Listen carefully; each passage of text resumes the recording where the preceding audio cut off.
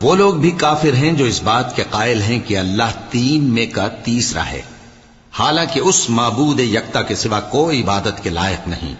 اگر یہ لوگ ایسے اقوال و عقائد سے باز نہیں آئیں گے تو ان میں جو کافر ہوئے ہیں وہ تکلیف دینے والا عذاب پائیں گے۔ تو یہ کیوں اللہ کے آگے توبہ نہیں کرتے اور اس سے گناہوں کی معافی نہیں مانگتے؟ اور اللہ تو بخشنے والا ہے، مہربان ہے۔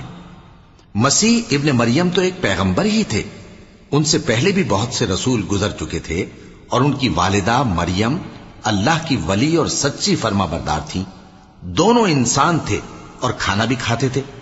دیکھو ہم ان لوگوں کے لیے اپنی آیتیں کس طرح کھول کھول کر بیان کرتے ہیں، پھر یہ دیکھو کہ یہ کدھر الٹے جا رہے ہیں۔ کہو کہ تم اللہ کے سوا ایسی چیز کی کیوں پرستش کرتے ہو جس کو تمہارے نفع اور نقصان کا کچھ بھی اختیار نہیں، اور اللہ ہی سب کچھ